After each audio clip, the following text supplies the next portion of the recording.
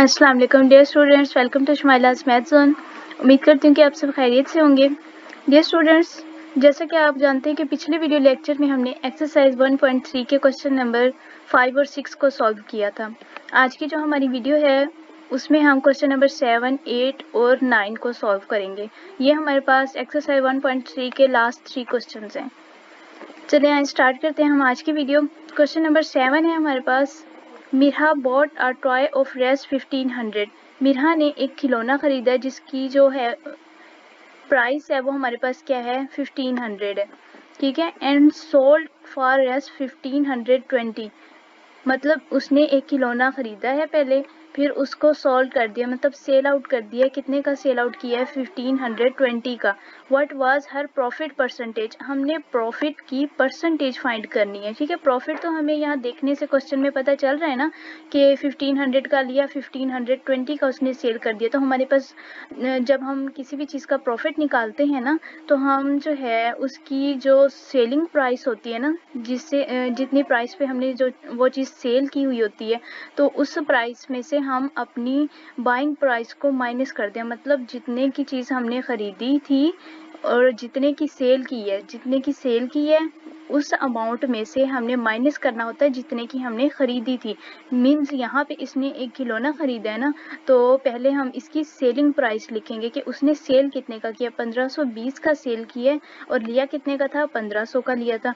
Means 1520 में से हम 1500 को माइनस करें तो हमारे पास प्रॉफिट क्या आ जाता है, 20 आ जाता है। प्रॉफिट तो हमें यहीं पे पता चल गया स्टेटमेंट देखने से, लेकिन एक चीज़ और कह रहे हैं कि यहाँ पे वो कह रहे हैं कि परसेंटेज हमें बताएं, प्रॉफिट की परसेंटेज क्या आई है। तो चलते हैं सोल्यूशन की तरफ। सोल्यूशन में देखिए, सबसे पहले हम ये लिखेंगे कि हमारे पास जो चीज़ें गिवन हैं वो क्या है। गिवन हमारे पास है कि Mirha bought a toy cost price, मतलब जिस प्राइस पे उसने खरीदा है।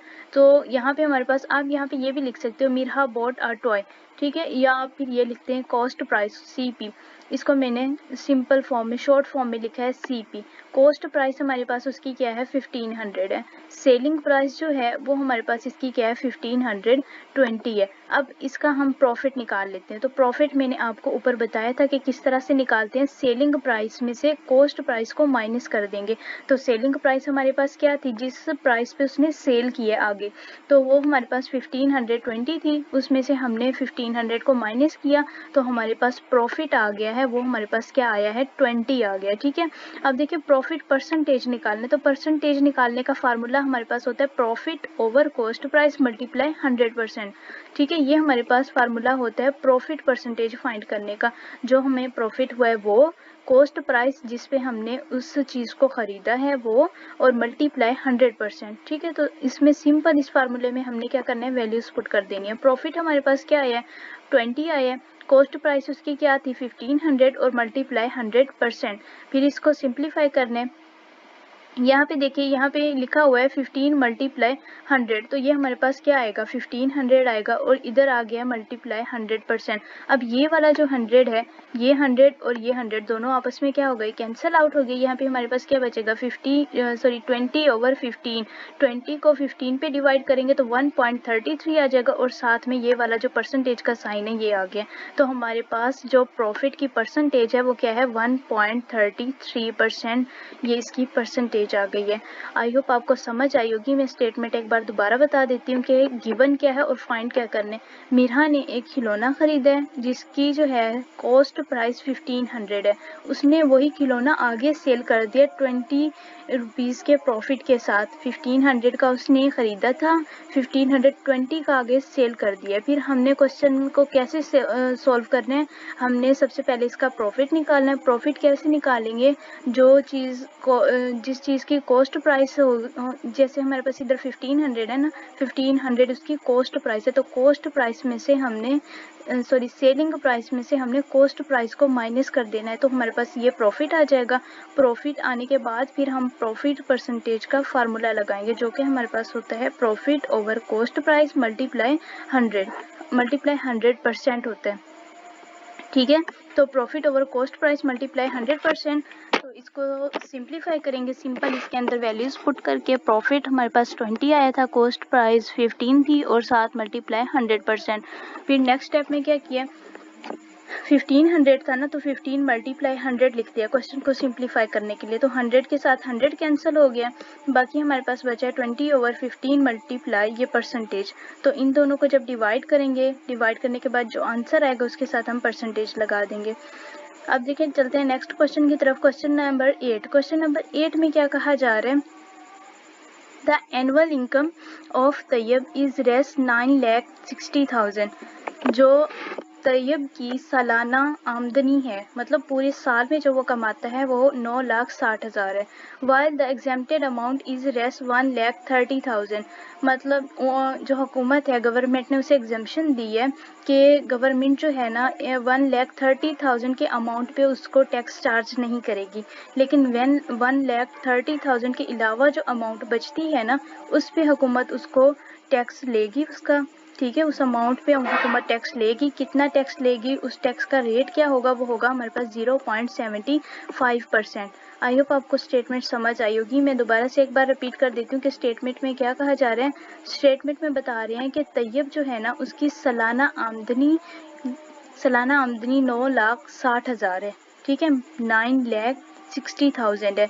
While the exempted amount, exempted मतलब कि हुकूमत ने कहा है, हुकूमत ने, गवर्नमेंट ने एग्जेम्पशन उसको दी है कि हुकूमत जो है वो 1,30,000 पे कोई टैक्स चार्ज नहीं करेगी, लेकिन 1,30,000 के अलावा जो अमाउंट बचेगी उस पे हुकूमत ने जो है ना टैक्स चार्ज करना है, और उस टैक्स का रेट क्या होगा, 0.75% होगा। तो चलते हैं इसके सोल्यूशन की तरफ, देखते हैं सोल्यूशन में क्या करना है हमने। सबसे पहले तो हम देखेंगे क्वेश्चन में हमें गिवन क्या है। एनुअल इनकम गिवन है जो कि हमारे पास है 9,60,000। एग्जेम्प्टेड अमाउंट जिस पे हमें टैक्स चार्ज नहीं, उसको तैयब को टैक्स चार्ज नहीं किया जाएगा गवर्नमेंट की तरफ से, वो है 1,30,000। अब टैक्स रेट जो है वो है 0.75%। हमने क्या करना है, हमने वो चीज़ फाइंड करनी है कि जिस पे हमें टैक्स चार्ज होगा। तो मतलब हम क्या करेंगे, 9,60,000 में से 1,30,000 को माइनस कर देंगे, तो हमारे पास वो अमाउंट आ जाएगी जिस पे हुकूमत जो है, गवर्नमेंट जो है वो टैक्स चार्ज करेगी। तो सबसे पहला काम हमने क्या करना है, हमने 9,60,000 में से माइनस करना है 1,30,000 को। तो देखिए सोल्यूशन में we know that annual income minus exempted amount, taxable income. Taxable income मतलब जिसके ऊपर हुकूमत टैक्स लगाएगी, उस इनकम को हमने फाइंड करना है। तो उस इनकम को फाइंड करने का फार्मूला क्या है, वो है annual income minus exempted amount. Annual income उसकी क्या है, 9,60,000 है, और एग्जेम्प्टेड अमाउंट क्या है जिस पे टैक्स चार्ज नहीं होगा, वो हमारे पास 1,30,000 है। तो 9,60,000 में से जब हम माइनस करेंगे 1,30,000 को, तो हमारे पास जो टैक्सेबल अमाउंट है जिस पे हमें जिस पे हुकूमत जो है वो टैक्स चार्ज करेगी, वो हमारे पास क्या आ रही है, 8,30,000। अब हमने इसी अमाउंट पे जो है ना वो टैक्स रेट जो दिया हुआ है 0.75%, वो फाइंड करना है इस अमाउंट पे। ठीक है, ये चीज़ें हमने किस लिए यूज़ की थी, ये हमने अमाउंट फाइंड करने के लिए कि वो अमाउंट कौन सी है, कितनी अमाउंट है वो जिस पे टैक्स रेट चार्ज होगा। ठीक है, अब यहाँ पे 8,30,000 आ गई है, तो टैक्स अमाउंट हमारे पास क्या थी, 0.75%। अब देखिए यहाँ पे जो है ना, एक तो इसके साथ परसेंटेज है, दूसरा इसके साथ पॉइंट है, दो चीज़ें हैं। अगर हमारे पास जस्ट होता ना 75%, तो हम इसको लिखते 75/परसेंटेज की जगह पे हम 100 लिख लेते, मतलब परसेंटेज को फ्रैक्शन में कन्वर्ट करना। तो ये चीज़ें तो छोटी क्लासेस में अच्छे से की होंगी आप लोगों ने, परसेंटेज को फ्रैक्शन में कन्वर्ट करना, फ्रैक्शन को परसेंटेज में। लेकिन यहाँ पे हमारे पास एक पॉइंट भी आ रहा है, तो हमें दो काम करने पड़ेंगे।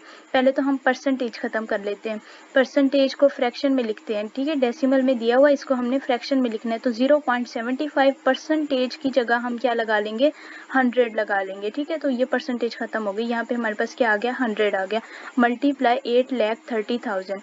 अब नेक्स्ट स्टेप में हमने ये पॉइंट ख़त्म करने हैं। ठीक है, ये पॉइंट कैसे ख़त्म होगा, ये मैंने आपको पीछे कुछ क्वेश्चंस करवाए थे जिनमें बताया था डिटेल से कि पॉइंट कैसे ख़त्म होते हैं।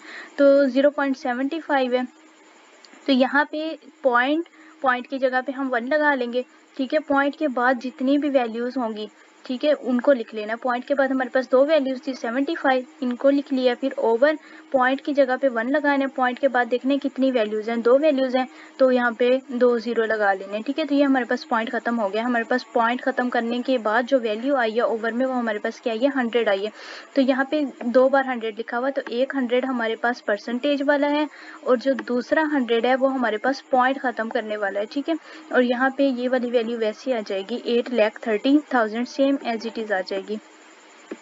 फिर देखिए नेक्स्ट स्टेप में हमने क्या करना है, 100 को 100 से मल्टीप्लाई करें तो ये हमारे पास 10,000 आ जाएगा। यहाँ पे मैंने सिंप्लीफाई कर दिया, इधर डायरेक्ट किया हुआ था। 75 ओवर 10,000 मल्टीप्लाई 8,30,000, तो ये 1000 के जो जीरो थे 10,000, 30,000 के और 10,000 के ये जो जीरो थे ये आपस में कैंसिल हो गए। तो हमारे पास सिंपल क्या बच गया, 75 और 83। तो इन दोनों को मल्टीप्लाई करेंगे तो हमारे पास क्या आ जाएगा, 6,225। तो ये हमारे पास टैक्स क्या रेट है कि हमारे पास ये जो है इतना टैक्स लगेगा कितनी अमाउंट पे, 8,30,000 पे हमें, सॉरी 8,30,000 पे तैयब को कितना टैक्स लगेगा, 6,225 रुपीज़ टैक्स लगेगा, वो इतना टैक्स पे करेगा।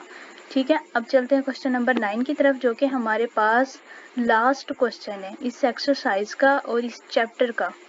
रिव्यू एक्सरसाइज हम अगली वीडियो में देखेंगे। एक्सरसाइज 1.3 का ये हमारे पास लास्ट क्वेश्चन है, क्वेश्चन नंबर 9। इसके स्टेटमेंट में क्या कहा जा रहा है, find the compound markup on rest 3,75,000 for 1 year at the rate of 14%।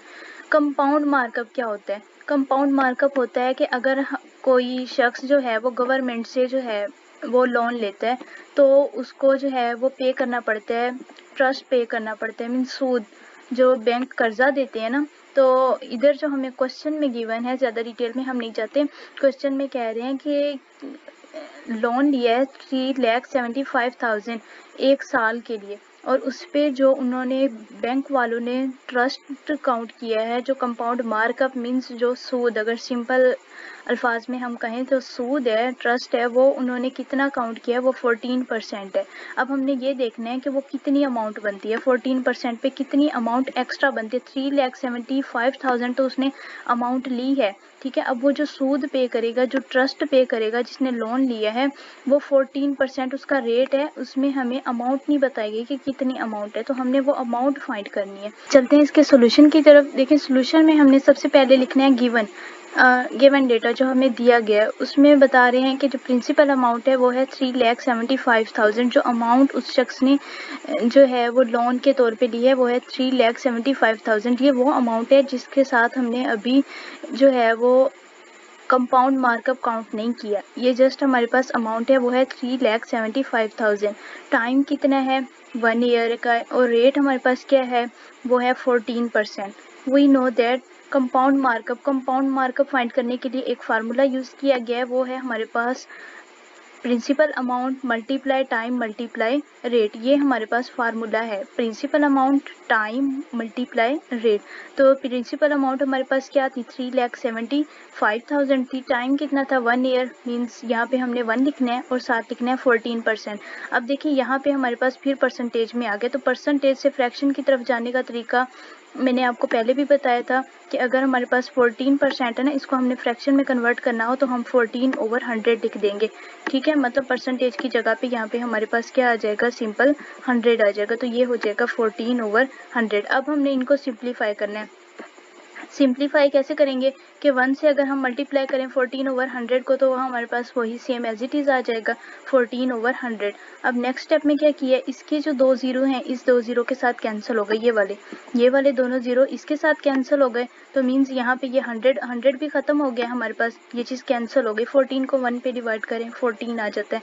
यहाँ पे हमारे पास क्या बचेगा, यहाँ पे हमारे पास बचेगा 3,750 मल्टीप्लाई 14। इन दोनों को जब हम मल्टीप्लाई करेंगे तो हमारे पास आ जाएगा 52,500। ठीक है, तो ये अमाउंट हमारे पास आ जाएगी जो उन बैंक वालों ने टैक्स के तौर पे नहीं, सूद के तौर पे लेनी है। 3,75,000 तो रियल अमाउंट है, प्रिंसिपल अमाउंट है, उसके अलावा जो बैंक वाले सूद लेंगे, ट्रस्ट लेंगे, वो हमारे पास ये वाली अमाउंट आ जाएगी। ठीक है, आई होप आपको क्वेश्चंस की अच्छे से समझ आई होगी। अगर फिर भी कोई मसला हो तो आप मुझे कमेंट सेक्शन में बता सकते हैं।